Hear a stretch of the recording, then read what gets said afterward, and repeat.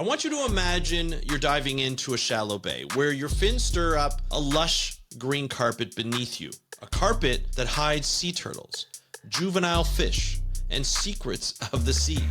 Now imagine that carpet shrinking, thinning, and changing color, vanishing patch by patch. That's what scientists are seeing today in Moreton Bay, Australia. And it's a warning for every coast, including our own. We're going to be discussing the disappearing seagrass meadows over a decadal or more than a decade study of this area and why we need to protect it, as well as other seagrasses around the world. On this episode of the How to Protect the Ocean podcast, let's start the show. Hey everybody, welcome back to another exciting episode of the How to Protect the Ocean podcast. I am your host, Andrew Lewin, and this is the podcast where you find out what's happening with the ocean, how you can speak up for the ocean, and what you can do to live for a better ocean by taking action. And I'm telling you right now, this is a special episode. It's special for a number of reasons. One, I'm discussing a habitat that I really enjoy. It's called the seagrass meadow. Seagrasses are extremely important. We're going to get into it, why they're so important today. But today is very special because I have been wanting to do this for a long time. I would like to kick off the project called the Seagrass Effect. It is going to be a seagrass podcast that's going to share research, conservation, and restoration news from around the world about seagrasses on a podcast. Its very own seagrass podcast called the Seagrass Effect. It's going to be part of the Speak Up for Blue podcast network, and I am doing a crowdfunding for this podcast, the Seagrass Effect, on a crowdfunding site, a new crowdfunding site specific for ocean projects called Ballion.org. You may have seen me interview the founders, Sanders and Bart Orr, on this podcast at some point in time over the summer. I did it twice actually, talked about collaboration. Now we are capitalizing. They have launched the site Ballion.org. They have launched a number of projects, including mine, where I'm trying to raise money to launch this podcast. And I'm trying to do it for the new year. And what you can do is you can donate your money to get this podcast going. And the reason I'm doing this is because I want this to be your podcast, not just my podcast. I want this to be your podcast. This is a podcast where we're going to find out what's happening with seagrasses. We're going to find out what research is going on. We're going to find out about the restoration efforts that are happening around the world. And of course, the conservation efforts that are happening around the world. It's going to be awesome. We're going to hear from people all over the world. I can't wait for it. So if you want to donate and get this thing going, you can go to speakupforblue.com/seagrass. It'll take you right to my Ballion page for my project. You can donate right there. You can also donate to Ballion to support their work in all the other projects that they're doing. Check it out. That's speakupforblue.com/seagrass. Now you're wondering, Andrew, why seagrass? Why not coral reefs? Why not the deep sea? There's so many other ways you can do. It's because we don't know a lot about seagrasses. And it's not really a thing that we discuss every day. You see on beautiful documentaries of coral reefs, it is wonderful to see. But the seagrasses, they kind of have a bum rap. They are green, they are lush, and they handle a lot of biodiversity. But we just don't really understand how important they are to coastal ecosystems, how important they are to fisheries, how important they are to protecting our coastline. Now, I've been talking about it on this podcast for a long time, but when you dive or go snorkeling on a seagrass meadow, you never know what to expect. You really don't. It is phenomenal to see. Case in point, I was snorkeling with my brother. We were going out, we were in the Grand Cayman, we were on a family trip. My brother and I decided to go around the corner, around the coast corner, catch a wave, like catch a current, and come back around into this massive bay. So we get a drive, we go to this corner, we hit a bunch of rocks, we go diving in, we have snorkels, we have a mask, we have a buoy just in case we get lost, God forbid. And we don't really know exactly what we're doing or where we're going, but we're told this current will just kind of take us into this bay. So we follow the current and we see, like little sharks. As my brother said, he saw a massive shark, but it's a little 4-foot nurse shark. We see a bunch of fish. We see a number of different corals, and we see these rockscapes and sea turtles and everything. It is wonderful. We start to come in closer to the bay. Now, there was a bit of a current that took us in, but it wasn't taking us right into the bay. So we had to kick as much as possible to get into the bay. But once we did, we got into very shallow water. We're probably looking at about maybe 4 feet, 3 to 4 feet. And my brother and I are just kind of going over, and we're going over a seagrass meadow. And as we're going over this seagrass meadow, we start to see this movement of all these fish and all these little invertebrates, these little shrimp that are in the seagrass meadow. They're hiding in the blades of these plants, of these specialized aquatic plants. And they're starting to like move away from us as we kind of come across. And then we see it. We see this massive stingray just hovering right above the seagrass meadow. It was incredible.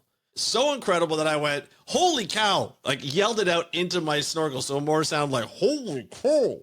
It was awesome. We enjoyed it. We talked about it forever. And once we got to shore, we had a couple of beers and we were talking about how cool and how like the size of that stingray. And my brother, who is not a marine biologist, who doesn't snorkel or doesn't scuba dive, couldn't believe how much life was in these seagrasses. And this is why they are so important. One of the reasons why they are so important. They provide so much biodiversity and so much protection for juvenile fish, these little larval and growing larvae of invertebrates. It's just the amount of biodiversity sometimes and oftentimes outweighs and outperforms and outproduces the biodiversity of coral reefs. And this is why it's so important. We just don't know about it because we don't talk about it a lot. And there are a lot of researchers out there that are talking about a Project Seagrass. There's a network of researchers that are doing in Europe and along the coastlines in North America and all over the world. And so we need to talk more about it. But today we're going to be focusing on Moreton Bay in Australia because there was this long-term study. 19 years, I believe, was the study. And it was absolutely phenomenal in this study. It was a study that was able to document a long-term decline. I know you're like, Andrew, why are you getting so excited about this? A long-term decline in a number of different indicators, I guess is what you call it, a number of different indicators of seagrass health. And the difference here is that the long-term study shows this long-term decline, but there are a lot of short-term studies that happen. We'll talk about that in a little bit that don't show this long-term decline. And that is where we lose the pieces of how healthy a seagrass meadow actually is. But first, before we get into that, I wanted to talk a little bit about Moreton Bay because Moreton Bay is a special area. And I've got some stuff that was written. I did a little research here that I have to remember. There was a lot of stuff to talk about. But essentially, it's a large, shallow, semi-enclosed coastal embayment in Australia located in southeastern Queensland, Australia, adjacent to the city of Brisbane. So Brisbane, we know Brisbane. It's a coastline town on the east coast of Australia. It's on the Barrier Reef. It's just beautiful. The Moreton Bay stretches roughly about 125 kilometers from Caloundra in the north to the Gold Coast in the south, covering an area about 1,500 square kilometers. The bay is shielded from the Coral Sea by a chain of long sandy barrier islands, Moreton Island, North Stradbroke Island, and South Stradbroke Island, which create calm, protected waters inside. This is where the meadows, these seagrass meadows, can actually basically live and thrive in these areas. Now, the bay's depth averages around 10 meters, making it an ideal environment for seagrass meadows, mangroves, and tidal flats, which together form one of Australia's most productive coastal ecosystems. These habitats support an incredible diversity of life: dugongs, green sea turtles, dolphins, migratory shorebirds, and hundreds of fish species depend on the bay's rich food webs. Now, several rivers, including the Brisbane, Logan, and Pine rivers, flow into Moreton Bay, carrying sediments and nutrients from the surrounding catchments. The mix of freshwater and seawater creates gradients of salinity and turbidity that influence the distribution of marine vegetation such as seagrass. However, the same river inflows can also bring pollutants and sediments from urban and agricultural areas, threatening the bay's water quality, which we're going to get into in just a little bit. Moreton Bay is part of Moreton Bay Park, established in 1993 to protect its ecological, cultural, and recreational values. The park encompasses both protected zones and areas open to sustainable fishing, boating, and tourism. This looks like a multi-management system, just like the Great Barrier Reef, obviously not in the same size. In addition to its ecological importance, the bay holds deep cultural significance to the Kondamuka people, the traditional custodians of the region, who have maintained connections to these waters for thousands of years through fishing, ceremony, and stewardship. Today, Moreton Bay is a living laboratory where scientists study coastal change, habitat restoration, and the effects of climate and human activity on marine ecosystems. It represents both a biodiversity hotspot and a warning system, showing how quickly coastal environments can change when pressures like development, pollution, and extreme weather converge. So in this study, decadal monitoring shows seagrass decline and community shifts following environmental disturbance in Moreton Bay, southeastern Queensland, Australia. Such a long title. The decadal range covered between 2004 and 2023. So there's a long range. Now, what's nice about this is no matter what disturbances happen, so we talked about earlier, I mentioned how there's like storm events or flood events. These things have short-term effects on a seagrass meadow. So if you're looking at it short-term, you can see that this seagrass meadow is probably ruined or uprooted in some areas. It may shrink in size after a flood or after some sort of major storm event. But it quickly, in about 1 or 2 years, come back to a normal size. But not all the time. Sometimes bigger, sometimes smaller, depending on what's happening after that. However, when you look at a long-term study, 19 years between 2004 and 2023, you start to see how the patches are getting smaller and what's happening.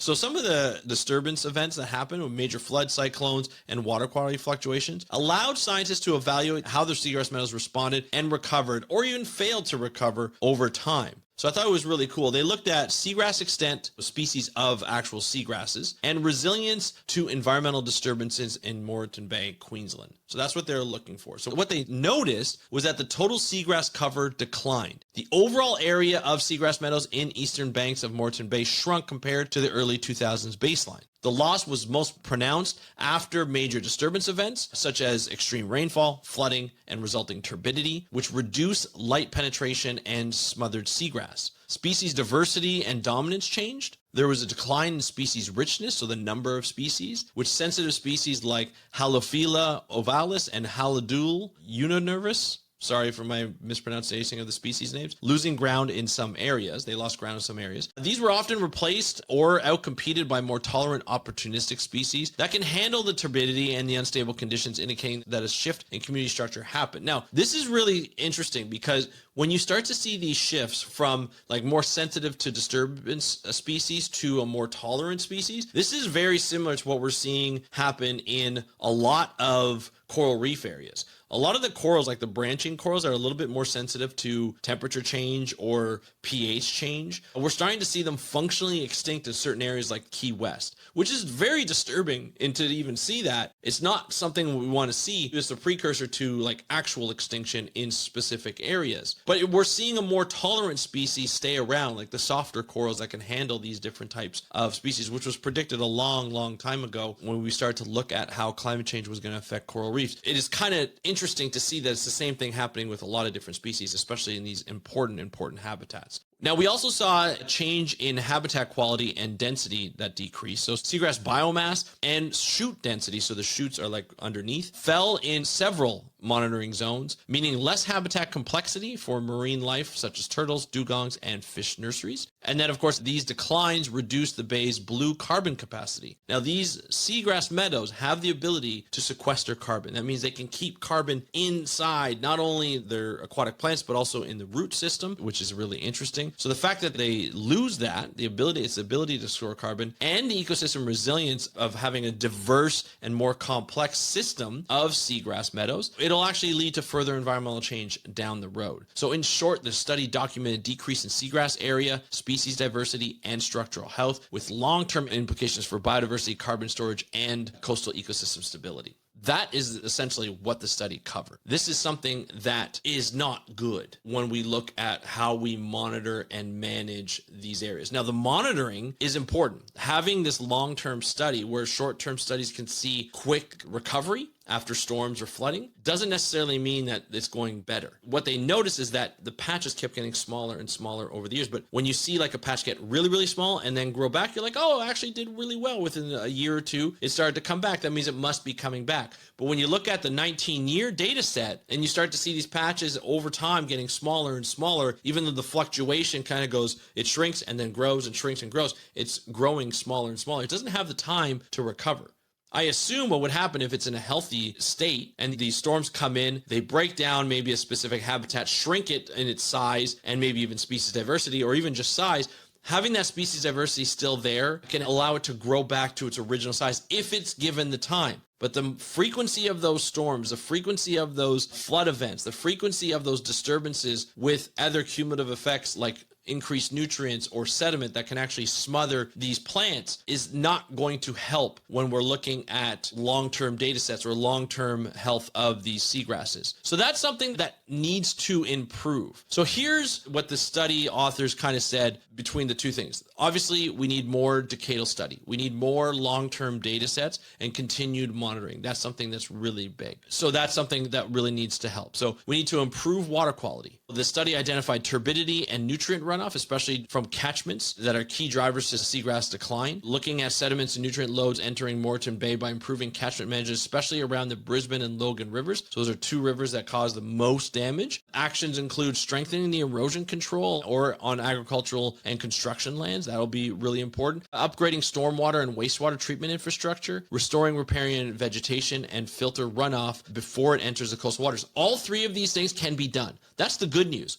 All three of these things can be done if the political will and the money is there to help these seagrass meadows. That can be done. That's not difficult to do. That's been done before and it can be done again. So don't let people tell you that it can't be done, that this restoration or protection, long-term protection can be done. You can also maintain and expand long-term monitoring. That's something that's going to be really good. Monitoring costs money. Now you can use like remote sensing, you can use drone footage, you can use just regular monitoring, quadrat studies and so forth, quadrat monitoring. And that can be done by students and by academic institutions and by nonprofit organizations. These things are not quite expensive, although the resources are expensive. Obviously, drones are expensive. Satellite imagery can be costly if it's not freely available. But you can actually tell a lot from this, but it costs money. It costs resources like people and materials and stuff to actually do this kind of monitoring. And it can get expensive at times. I've seen this before with long-term monitoring studies, is that you'll see like gaps during those certain years where funding was either taken away or reallocated to something else. But as long as you have that long-term data set and you keep coming back and allowing it to kind of grow and grow and grow, you can get back into a better state with these long-term monitoring data sets.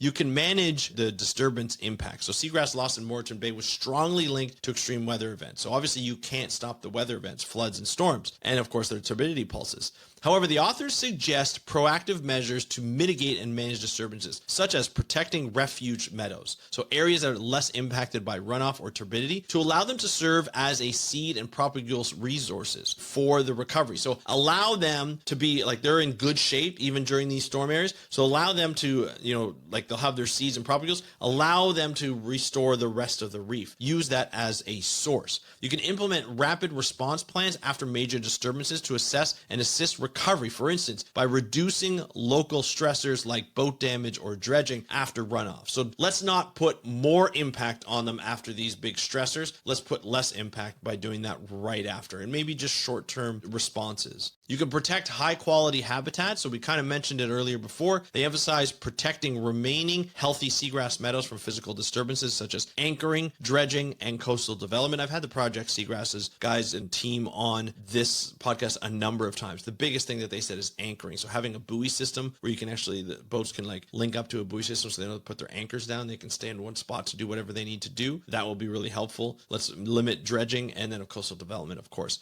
And then expanding and strengthening marine park zoning in Moreton Bay was highlighted as a way to ensure these meadows remain functional and can recolonize degraded areas. And then support active restoration and research. That's going to be very important. Restoration is very expensive, so you can support that. That would be great. So active restoration, such as transplanting seagrass shoots, reseeding, and improving substrate stability is always helpful. And then they encourage further research in restoration techniques, light thresholds for recovery, and the resilience traits of local species to inform large-scale restoration planning. And then finally, address climate and cumulative stressors. We know what we need to do that. Let's limit our emissions, include protecting deeper, cooler water meadows, and identifying potential migration zones for seagrass as conditions shift. So the big thing is reduce local stressors, so pollution, turbidity, dredging, sustaining long-term monitoring to track trends like we're already doing, protecting and restoring key habitats, and integrating climate resilience into coastal management.